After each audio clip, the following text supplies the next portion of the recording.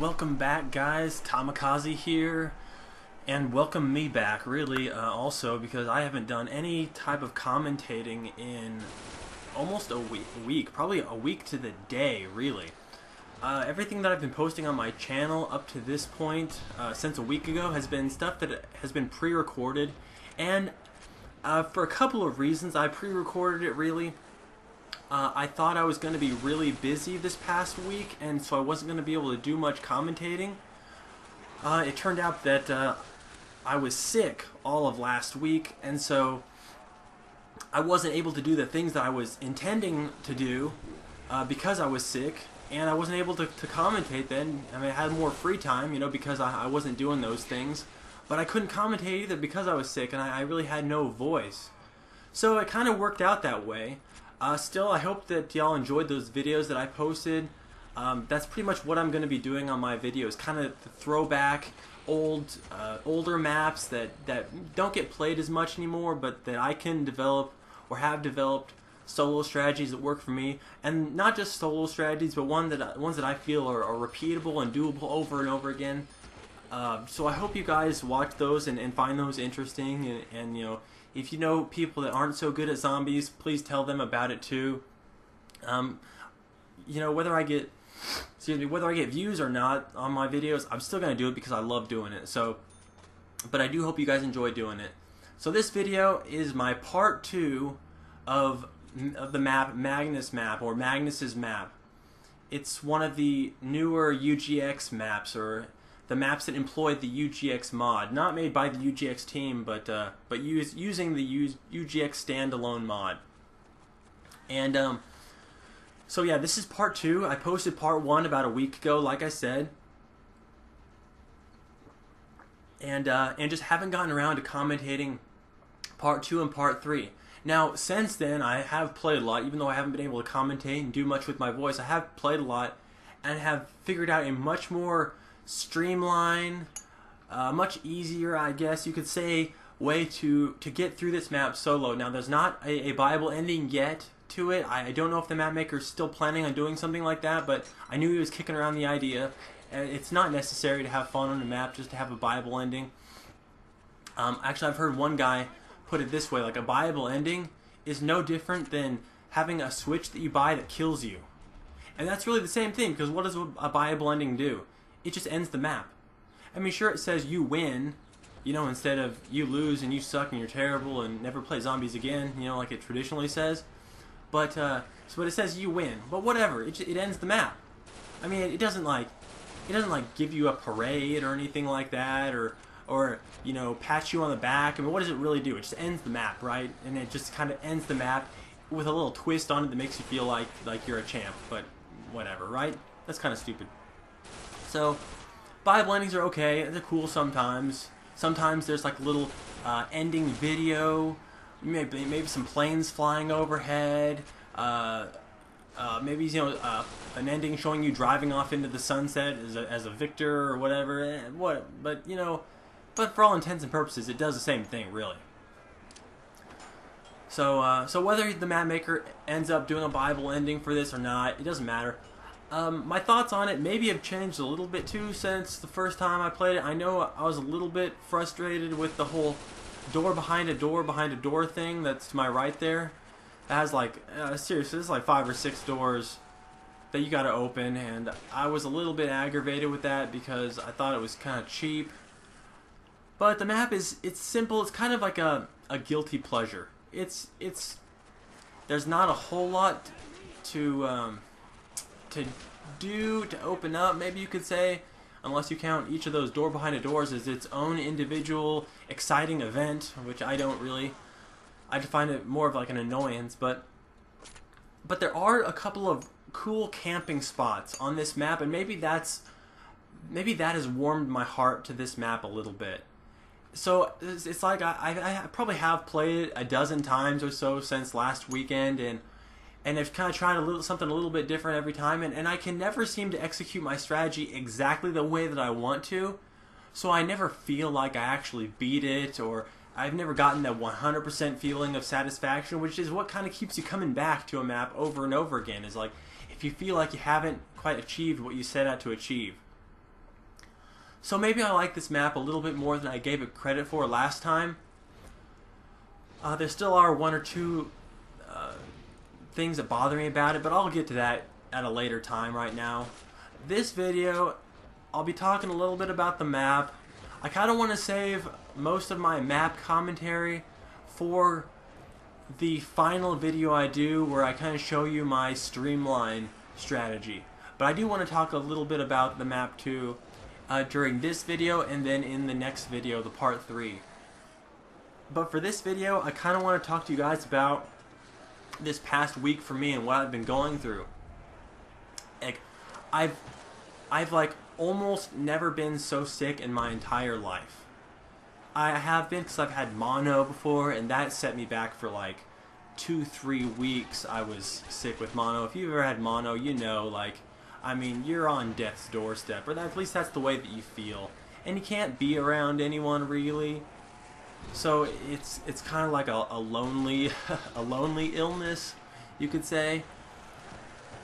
But yeah, this past week, starting up, oh, let me take you back to last Friday night.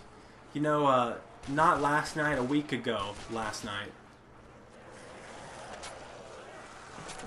Sorry, still drinking my coffee. But yeah, so a week ago, Friday. That night, okay, so I get home from work, right? I feel okay. You know, my wife and I are going to have a fun night. It's what we call a fun night when she doesn't have to work on school. Because she's in nursing school right now. When she doesn't have to work on schoolwork. And so our evening's free. So pretty much when we put we have a 2.5-year-old little boy. When we put him to bed at like 8:30, we have like the rest of the night just to hang out. You know, play cards, watch movies, chit chat, do fun stuff, you know, etc. What married couples do. But so yeah, so we're getting ready to have a good evening, right? And then I start not feeling very well, and so that kind of cuts the night short. We still do watch some fun shows, whatever. We like The Office and Parks and Rec and stuff like that. So we do watch some of that, and but then I'm like, eventually, you know, I'm like, I need to go to bed. I'm so tired. And so during the night, I wake up periodically with like the fever feeling, you know, like you're really hot for, you know, a few minutes, and so you kick the covers off, and then a few minutes later, you're freezing cold, and so you get the chills, and you want the covers back on. So I'm doing that type of thing all night. I know I got a fever. I'm really not feeling well. The next morning, Saturday morning, I wake up, my throat is so sore. So I was like, well, maybe I was just congested all night, so I've been, you know, breathing through my mouth all night instead of my nose, and just dried my throat out, right? That's kind of what I'm thinking, kind of what I'm hoping. But it turns out to be just a killer sore throat. So I got the sore throat all day Sunday. I've got a sore throat. By Sunday night, I can't talk at all. Like I'm like opening my mouth to talk, and I'm sad like this. I can't talk really at all. You know, I'm like trying to force words out. It's just not working. So by Sunday night, I call my boss. I have a real cool boss where I work. So I call him up and I say, look, you know, I'm not gonna be able to make it into work tomorrow probably. So I'm just gonna rest Monday and kind of see what happens. See if I just don't talk at all on Monday, if my voice comes back to me, you know, by Tuesday, so I can make it into work. To make matters worse, you guys aren't going to believe this, but I swear to you, this is the truth. Come Tuesday through Friday of this past week, the week that was, 2 guys from where I work were taking time off. 2 guys were taking time off this past week, starting on Tuesday. So it was kind of cool that I missed Monday, you know, no big deal. But Tuesday, I had to be there, like, for the rest of the week, because we were going to be shorthanded as it was. So that's that. And so I take Monday off. You know, I'm trying to, like, usually if I get a cold or something like that, it's just a couple 2-3 days, and you know, I get my legs back underneath me, and I'm fine. So that's what I was thinking. So I take Monday off. Don't talk at all. I'm really just sitting around, spending time with my son, but trying not to get too close. Trying not to give him too many kisses. Because I don't want to get him sick. And then just kind of laying around, taking some naps, and playing some games too, because that's about all you can do when you're sick. So I'm doing that. By the end of the day, Monday, my voice has kind of come back a little bit, but it ends up being one of those things where it just comes back for a little while, and then you start talking, and then it kind of goes away again. So I'm freaking out, right? I end up coming to work on Tuesday just because I don't want to screw over the rest of the guys at work. I know people are counting on me to be there. They're already shorthanded. I just don't want to be that guy. I don't want to be the guy who's taking time off like a chump, right? And when you're in school, when you're in elementary school, high school, whatever, like that, you hate going to school, whatever, and you're like, I'll just blow off school and whatever happens. But when you get out and you get a job that they actually pay you to do, what you find out is that if you don't, whatever work you don't get done, at least this is true where I work, nobody does it for you. It's right there, like 10 times more when you get back. So there's really no advantage to playing hooky or taking time off when you don't need to, really, because it just means more work when you get back. Seriously. So I really do try not to take time off work. If I'm real sick, yeah, kind of like I have been this past week, I don't feel as bad, but I still don't want to take time off. Cause I don't want my work to just pile up on me.